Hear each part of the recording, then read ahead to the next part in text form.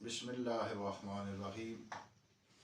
आसनुल फ़वाइद पर दरस अक़ाइद का सिलसिला जारी था। हम इस मकाम पर पहुँचे थे कि आइम्मा मासूमीन अलैहिमुस्सलाम की तरफ से इल्म कलाम के हामिल उलमा की मदह भी की गई है और इस इल्म की भी तारीफ़ की गई है। और आइम्मा मासूमीन अलैहिमुस्सलाम ने अपने असहाब को, अपने शियों को, अपने मुहिब्बीन को इस इल्म के सीखने सिखाने पर तशवीक दिलाई है। और जिनकी मज़म्मत की है वो ऐसे अफराद हैं जो ख़ुद साख्ता दलीलों पर एतमाद करते हैं, अक़वाल मासूमीन को छोड़ देते हैं, या मुखालिफ की दलील को या मुखालिफ के सवाल को सही अंदाज से समझने की सलाहियत नहीं रखते। ऐसे अफराद की मज़म्मत की है और मज़म्मत से के ज़रिए से उनको इस पुरखार वादी में कदम रखने से मना किया गया है। यानी इल्म कलाम के उलमा की अज़मत रिफ़त बयान की गई है, लेकिन इसके साथ साथ ऐसे अफराद को रोका गया है इस बाब में या इस वादी में कदम रखने से जो मुखालिफ की दलील को सही अंदाज से ना समझ सकते हों और ख़ुद साख्ता दलाइल का सहारा लेकर मज़हब की रुसवाई का बाइस बन रहे हों। मुमकिन है वो खुलूस नीयत के साथ मज़हब का दिफा करना चाहते हों, लेकिन बसीरत कम होने की वजह से वो सही अंदाज से मज़हब का दिफा करने की सलाहियत नहीं रखते। लिहाजा आइम्मा मासूमीन अलैहिमुस्सलाम ने ऐसे अफराद को की मज़म्मत करके उन्हें मना किया है कि इस किस्म की बहसों में उलझने की कोशिश न करना। इसकी अगर सादा सी मिसाल आपको मैं दूँ कि ख़ुद साख्ता दलील क्या होती है, अक़वाल मासूमीन को छोड़कर अपनी दलीलों पर एतमाद करके मज़हब की रुसवाई का बाइस बनना क्या होता है, तो एक सादा सी मिसाल अर्ज़ कर रहा हूँ कि कुछ दिन पहले, 2-4 दिन पहले मैंने सोशल मीडिया पे एक क्लिप सुना, एक शख्सियत के मुतल्लक़, एक ख़तीब के मुतल्लक़, जो ख़तीब लोगों में मुहक्किक़ दौरान के नाम से भी मारूफ़ है, अल्लामा के नाम से भी मारूफ़ है। अल्लाह ताला उनको हक़ बयान करने की तौफ़ीक़ अता फ़रमाए। वो मिलाद पैगम्बर सल्लल्लाहु अलैहि वसल्लम और मिलाद हज़रत इमाम जाफ़र सादिक़ अलैहिस्सलाम का ज़ाहिरन जश्न पढ़ रहे थे। तो इस जश्न में गुफ्तगू करते हुए उन्होंने ख़ुद ही एक सवाल उठाया। मैं ये अर्ज़ करना चाहता हूँ कि ख़ुद साख्ता दलील क्या होती है, या वो अफराद जो बसीरत कम रखते हैं और मुखालिफ की दलील को समझने की सलाहियत या सवाल को समझने की सलाहियत नहीं रखते, वो क्या होता है, कैसे होता है, या इसको सुनिएगा, ज़रा समझिएगा इसे। कि उन्होंने ख़ुद ही सवाल उठाया कि हमसे किसी ने यह सवाल किया कि हज़रत पैगम्बर आज़म सल्लल्लाहु अलैहि वसल्लम का मीलाद नहीं मनाना चाहिए, या हज़रत सादिक़ आले मोहम्मद का मीलाद नहीं मनाना चाहिए, जश्न यूँ कह लें कि हज़रत अमीरुल मोमिनीन का मीलाद नहीं मनाना चाहिए। हमने पूछा भाई क्यों पैगम्बर आज़म का मिलाद नहीं मनाना चाहिए, तो उन्होंने जवाब दिया इसलिए कि असहाबे पैगम्बर ने पैगम्बर आज़म सल्लल्लाहु अलैहि वसल्लम का मिलाद नहीं मनाया। क्या तुम सलेमान से ज़्यादा आशिक़ रसूल हो? क्या तुम अबू ज़र से ज़्यादा आशिक़ रसूल हो? हाकज़ा तुम दूसरे असहाब से ज़्यादा आशिक़ रसूल हो कि असहाबे पैगम्बर ने तो मिलाद पैगम्बर नहीं मनाया,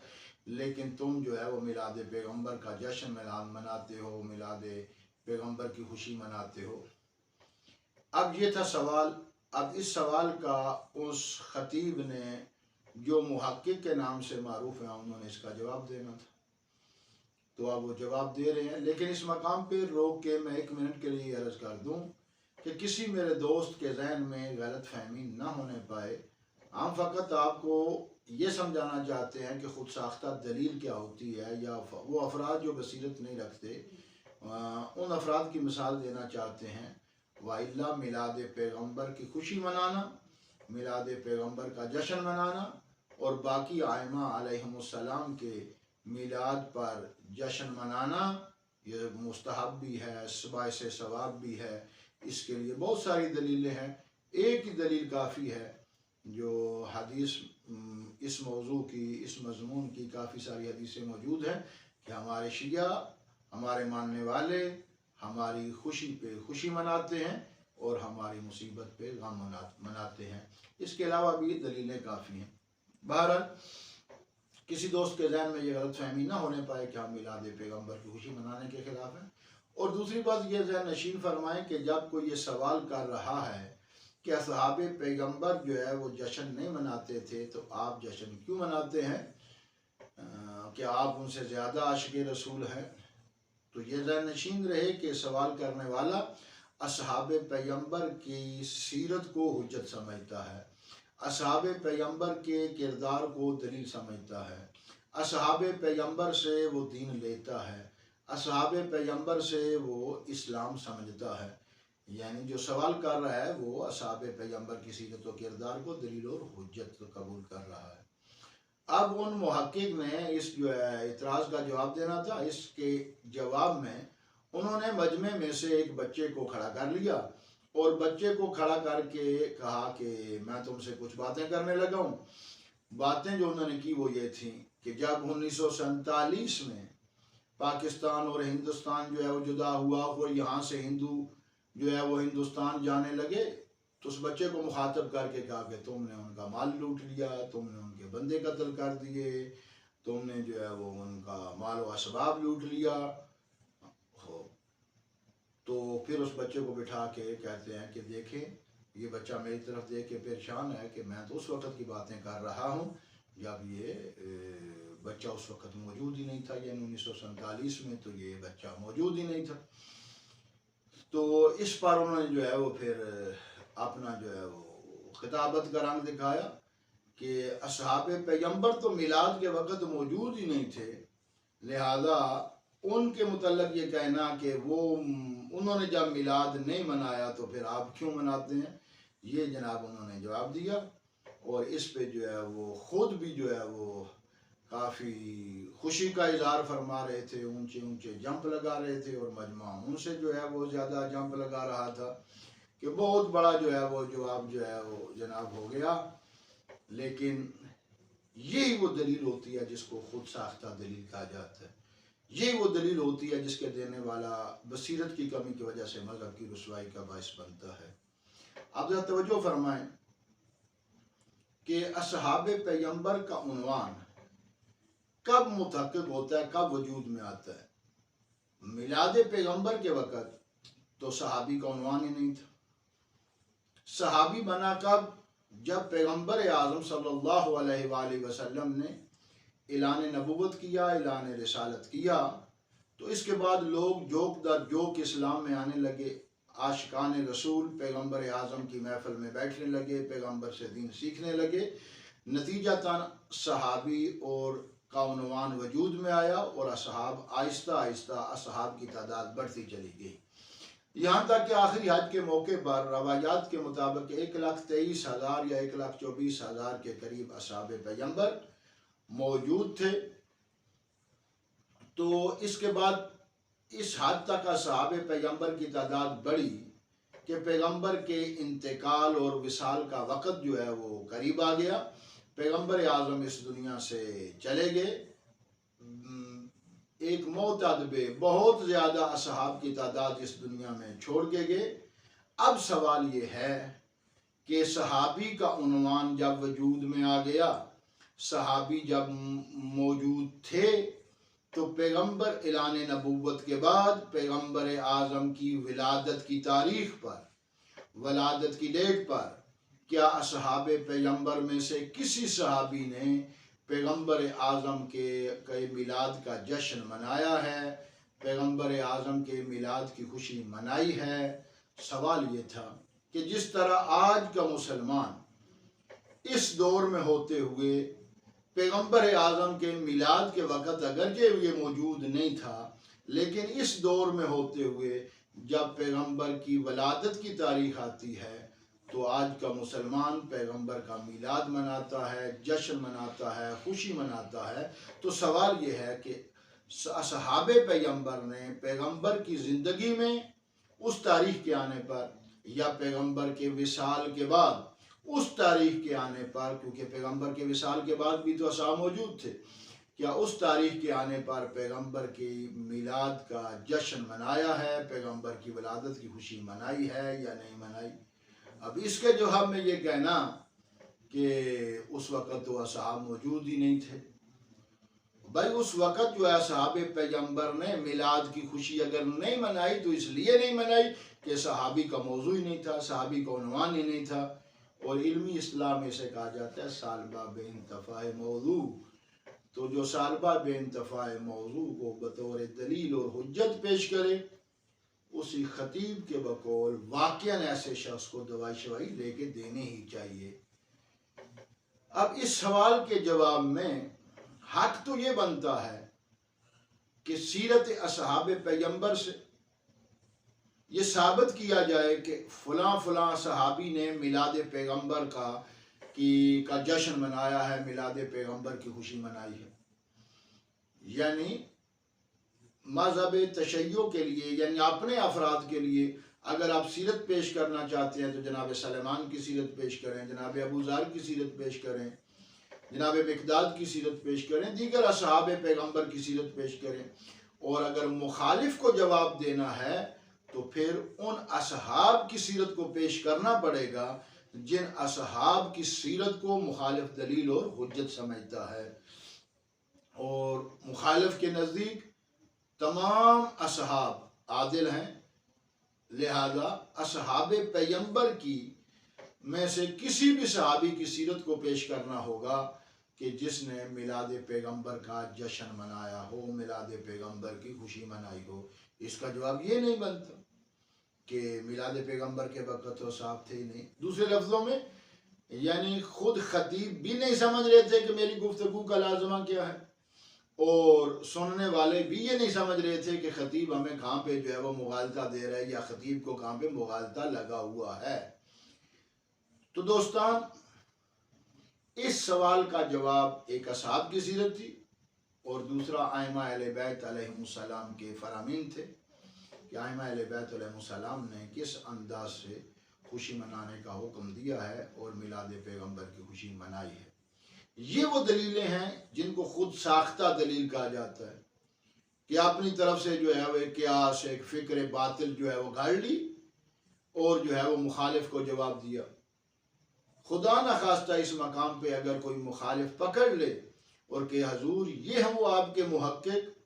یہ ہیں وہ آپ کے علامہ جو اس انداز سے جو ہے وہ سوال کا جواب دے رہے ہیں، یہ دلیل دے رہے ہیں، اس انداز سے جو ہے وہ مخالف کے دلیل کا جو ہے وہ توڑ پیش کر رہے ہیں، تو خود بتائیے گا مذہب کے پیچھے کیا رہ جائے گا، مذہب کے پلے کیا رہ جائے گا. مذہب کی رسوائی کا باعث بنتے ہیں ایسے لوگ جو دلیل سمجھنے کی صلاحیت نہیں رکھتے اور پھر جو ہے وہ اپنی بصیرت اور اپنے فکر سے جو ہے وہ جواب دینا شروع کر دیتے ہیں. ائمہ اہل بیت علیہ السلام نے ایسے ہی افراد کو علم عقائد اور مخالف کی دلیلوں کا جواب دینے سے منع کیا ہے کہ بے مہربانی فرمائیں آپ جواب نہ دیں. آپ اگرچہ نیت آپ کی خالص ہوگی لیکن خلوص نیت کے باوجود آپ مذہب کی رسوائی کا باعث بنیں گے. یہ ہم وہ خود ساختہ دلیل جس سے ائمہ علیہ السلام نے منع کیا ہے. تو ہماری بحث جو ہے وہ آگے چل رہی ہے جس میں جو ہے وہ علامہ نجفی مرحوم نے اس کے بعد علم کلام کی تدوین کا باب قائم کیا ہے. علم کلام کی تدوین کا باب قائم کرنے کے بعد گفتگو کا آغاز اس نقطے سے کیا ہے کہ علم کلام کے موجد اور مخترع کے متعلق بہت سے اقوال ہیں، اختلاف ہے، اور بہت سے افراد نے علم کلام کا موجد اور مدون ہونے کا سہرا یا تمغہ بہت سارے افراد کے پیشانیوں پر یا ان کے سینوں پر جو ہے وہ لگانے کی کوشش کی. بعض افراد نے یہ کہا کہ علم کلام کا موجد واصل بن عطا ہے، بعض نے کہا کہ علم کلام کے موجد کا نام ابو الحذیل اللاف ہے. علامہ نجفی مرحوم فرماتے ہیں کہ ہماری نظر یہ ہے کہ یہ اقوال درست نہیں ہیں. علم کلام کا موجد نہ واصل بن عطا ہے، علم کلام کا موجد نہ اللاف ہے، علم کلام کے موجد حضرت پیغمبر گرامی صلی اللہ علیہ وآلہ وسلم کی ذات ہے۔ علم کلام یعنی علم عقائد۔ علامہ نجفی مرحوم نے اپنے اس دعوے پہ دلیل دی ہے، اور دلیل یہ دی ہے کہ پیغمبر گرامی کے احتجاجات، پیغمبر اعظم کے استدلالات، دلیلیں جو پیغمبر نے مختلف مقامات پر دیں اور احتجاج کیے باطل مذاہب کے افراد علماء کے سامنے، اور ان کے باطل مذہب کا بطلان کیا محکم ادلہ کے ساتھ، اور اسلام کو ثابت کیا محکم ادلہ کے ساتھ، یہ چیز بتاتی ہے کہ علم کلام کے موجد یعنی علم عقائد کے موجد خود پیغمبر ہیں جو باطل مذاہب کو، دوسرے ادیان کو، مذاہب کو باطل کرتے رہے اور اسلام کی حقانیت کو ثابت کرتے رہے دلائل محکمہ کے ساتھ۔ اور پھر ان کے بعد ان کے نائبین برحق نے اپنے اپنے دور کے تقاضے کے مطابق علم کلام کی ترویج کی، علم عقائد کی یعنی ترویج کی، مخالف کی دلیلوں کا جواب دیا، مذہب کی حقانیت کو ثابت کیا۔ ہر معصوم نے اپنے اپنے دور میں اپنے دور کے تقاضے کے مطابق یہ عمل انجام دیا، لیکن حضرت امام محمد باقر علیہ السلام اور حضرت امام جعفر صادق علیہ السلام نے اس علم میں نمایاں کردار ادا کیا۔ بالخصوص حضرت امام جعفر صادق علیہ السلام نے اس علم کی تشویق اور ترویج کے لیے ایک اہم کردار ادا کیا۔ اس مقام پر ہم طالب علمانہ انداز سے یہ عرض کریں گے کہ مرحوم علامہ نجفی نے جو باب قائم کیا ہے وہ ہے علم کلام کی تدوین کا، اور نیچے جو بحث کی ہے وہ ساری کی ہے علم کلام کے موجد کی، جبکہ علم کلام کی تدوین یہ اور چیز ہے، علم کلام کی ایجاد یہ اور چیز ہے۔ دوسرے لفظوں میں مدون کسی بھی علم کا اور موجد کسی بھی علم کا یہ دو مختلف بحثیں ہیں، یہ الگ بحثیں ہیں۔ موجد اور ہوتا ہے، مدون اور ہوتا ہے۔ علامہ نجفی مرحوم نے اس مقام پہ خلط مبس فرمایا ہے، اور علم کلام کی تدوین کے باب میں علم کلام کے موجد کا تذکرہ کیا ہے، اور اس پہ بھی اپنا نظریہ دیا ہے کہ علم کلام کے موجد حضرت پیغمبر اعظم صلی اللہ علیہ وآلہ وسلم ہے۔ اور اس کے ساتھ پھر انہوں نے صاحب اعیان الشیعہ علامہ سید محسن امین عاملی کا نظریہ بھی نقل کیا ہے، اور فرمایا کہ علامہ محسن امین عاملی صاحب اعیان الشیعہ اس نظریے کے قائل ہیں کہ علم کلام کے موجد کا نام حضرت علی ابن ابی طالب علیہ السلام ہے، اور انہوں نے صاحب اعیان الشیعہ کی طرف سے یہ قول بھی نقل کیا امیر المومنین کے متعلق، وَهُوَ اول ما سنّا ما یسمى علم الکلام، کہ جس کو علم کلام کہا جاتا ہے اس کی بنیاد اور اساس جو ہے وہ ڈالنے والے حضرت امیر المومنین علی ابن ابی طالب علیہ السلام ہیں۔ یعنی صاحب اعیان الشیعہ کا نظریہ بھی نقل کیا، اپنا نظریہ بھی نقل کیا، اور پھر آخر میں فرمایا کہ صاحب اعیان الشیعہ کا نظریہ اور ہمارا نظریہ اس میں کوئی تضاد نہیں ہے، اس میں کوئی منافات نہیں ہے، اس لیے کہ اگر امیر المومنین بھی ہوں تو امیر المومنین کی بھی سارے علم کی بنیاد حضرت پیغمبر اعظم صلی اللہ علیہ وآلہ وسلم ہی ہیں۔ تو اس کے متعلق کہ علم کلام کا موجد کون ہے، مدون کون ہے، قبلہ نجفی مرحوم نے جو نظریہ دیا ہے اس نظریے پر کو قبول کیا جا سکتا ہے یا نہیں کیا جا سکتا، انشاءاللہ۔